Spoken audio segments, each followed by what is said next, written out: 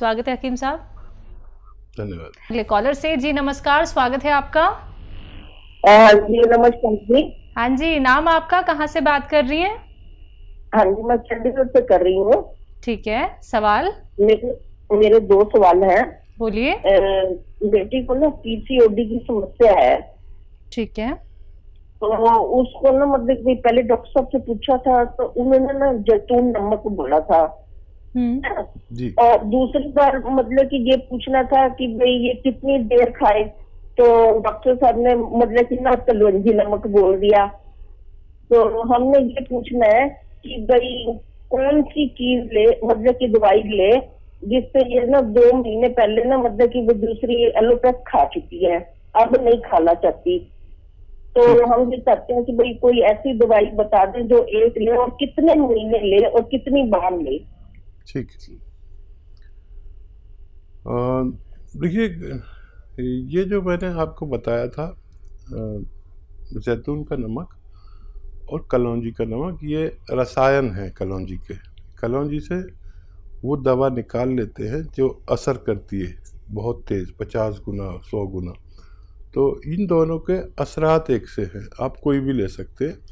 और आधा ग्राम से ज़्यादा ना लें एक टाइम में, और पानी में मिला के लें और 5 बार गर्म पानी पिएं। और 1 खुराक से 2 खुराक तक ले सकते हैं बस एक दिन में। और ये 100-200 ग्राम लेने पर 5 महीना चलता है, आधा ग्राम के हिसाब से।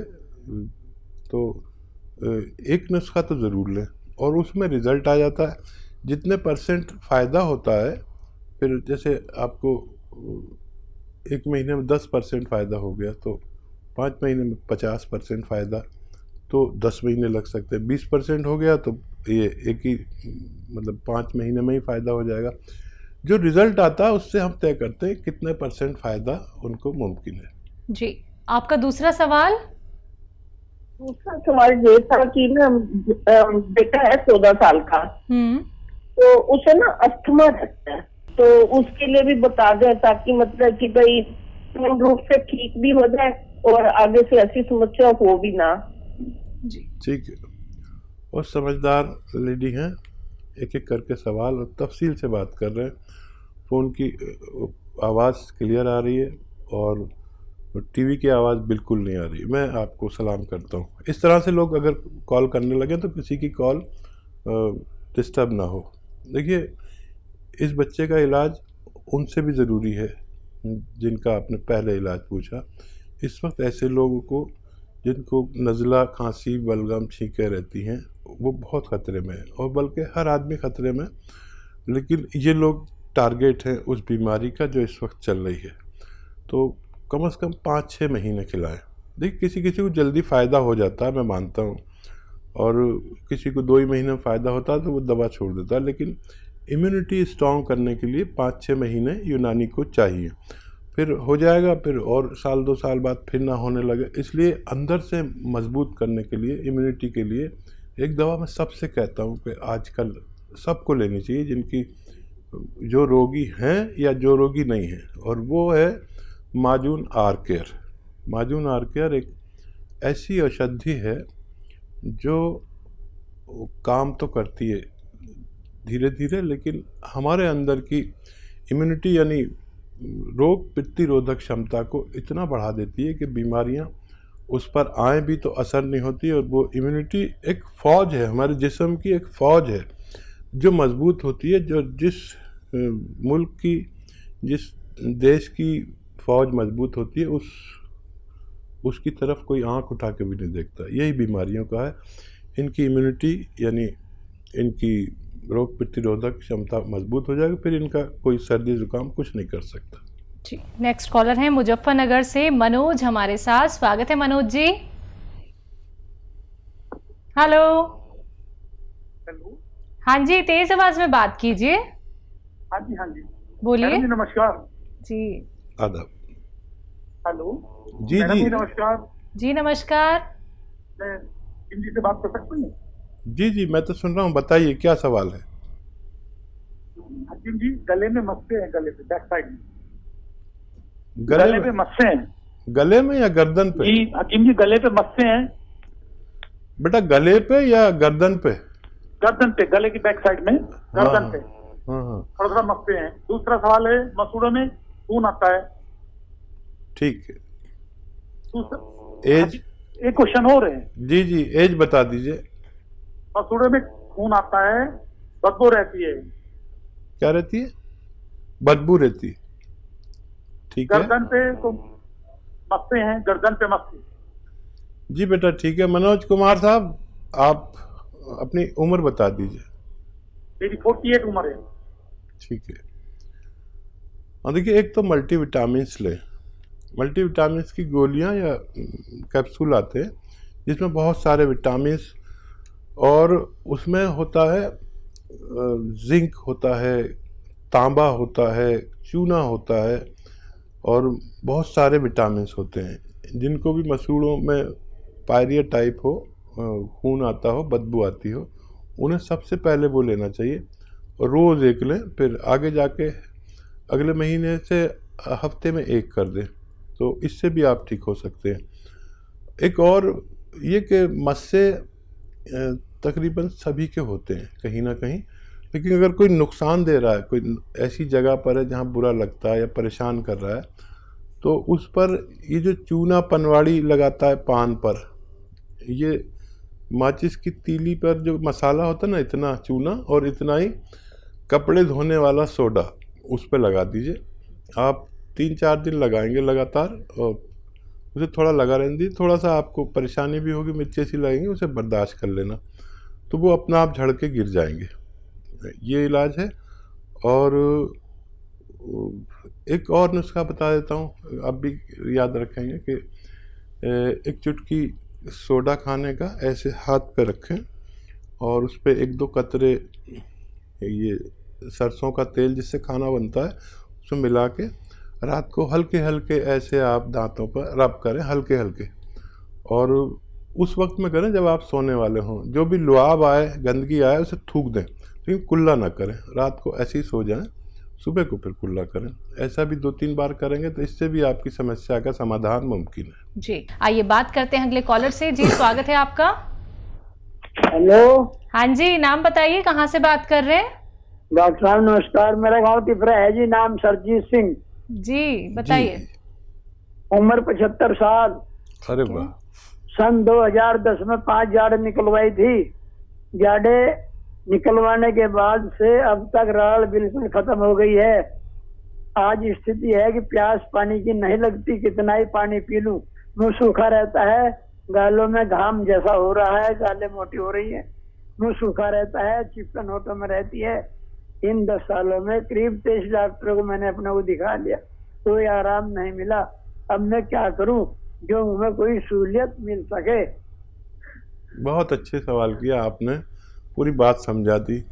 ऐसे लोग बहुत समझदार होते हैं, और फिर अगर 75 साल के हैं तो यानी हमारे सीनियर हैं, बहुत काबिल एहतराम है, बहुत सम्मानित हैं आप, और ऐसे ही अपना ख्याल रखेंगे तो खूब सेहत की ज़िंदगी गुजार सकते हैं। देखिए, एक नारियल पानी रोज़ पीना है आपको, एक नारियल पानी रोज़ पीना है, और इसमें आधा ग्राम ये डालना है जैतून का नमक, आधा ग्राम जैतून का नमक मिलाकर। अच्छा, ये नमकीन नहीं होता, बहुत ऐसा स्वाद होता है कि 1 गिलास पानी में या किसी चीज़ में मिला लो तो नमकीन नहीं लगता, बल्कि जैसे नलके का पानी होता है ना, ऐसा लगता है। ये रोज़ 1 बार पिया करिए, और बहुत ज़रूरत पड़े तो 2 बार भी ले सकते हैं। नारियल पानी में मिलाकर आप इसे ले लिया करिए, और अगर आप गरीब आदमी हैं तो पानी में मिलाकर भी ले सकते हैं।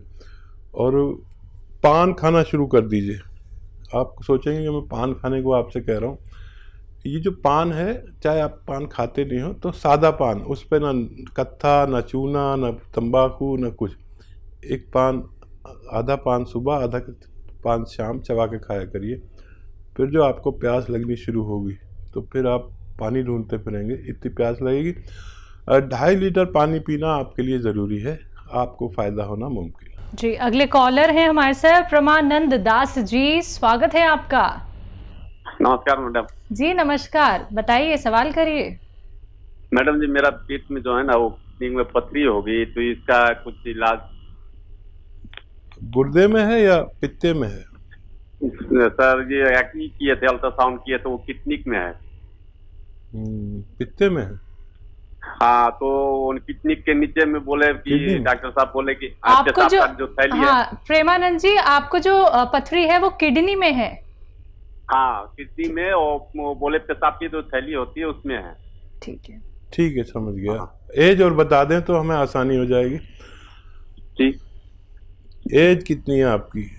मेरी एज सर अभी 45 है। ठीक है। आज इतने अच्छे लोग बात कर रहे हैं कि हमें कोई परेशानी नहीं हो रही उनकी बात समझने में, और ऐसे लोग बहुत ही सम्मानीय हैं जो अच्छी तरह बात समझाना चाहते हैं। तो कितनी भी बड़ी हो पथरी हमारी किडनी में, उसका निकलना मुमकिन है। बहुत आसान नुस्खा है। देखिए, जैतून का नमक आता है, एस्टेक जैतून भी कहते हैं या रसायन जैतून कहते हैं। ये जायके में नमकीन नहीं होता लेकिन नमक कहलाता है, क्योंकि नमक जैसा होता है देखने में। और इसका आधा ग्राम 1 गिलास या 2 गिलास पानी में आप घोल दें, आराम से घुल भी जाता है।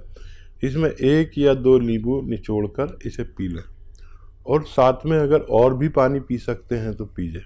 ऐसा आप दिन में 1 बार या 2 बार करें, और ऐसे आदमी को पानी बहुत पीना चाहिए। ये जाके उस पथरी को तोड़ देता है, पाउडर बना देता है। और पेशाब, जब हम ज़्यादा एक साथ पानी पीते हैं तो पेशाब भी एक साथ ज़्यादा आता है फोर्स से, तो जब वो टूटेगी पथरी तो ये पेशाब की धार में वो निकल जाएगी। और आप ये लगातार इस्तेमाल करें तो आपको फ़ायदा मुमकिन है। जी, नेक्स्ट कॉलर हैं बलिया से हमारे साथ यश सिंह, स्वागत है आपका। नमस्ते डॉक्टर साहब। हाँ जी, बोलिए। हम डॉक्टर से बात करेंगे। जी जी, आदाब। बलिया वालों आदाब। ठीक, बताइए बताइए बताइए, मैं सुन रहा हूँ बलिया वालों। देखिए, हम उनकी मम्मी बोल रहे हैं। नमस्ते जी, आदाब आदाब आदाब। कह रहे हैं ना कि मेरा थायराइड है। ठीक है। पैर में सूजन है। ठीक है। और वजन 75 मतलब है। अच्छा, उम्र बताएंगे? आपकी आयु? हमारे 42 है। 42।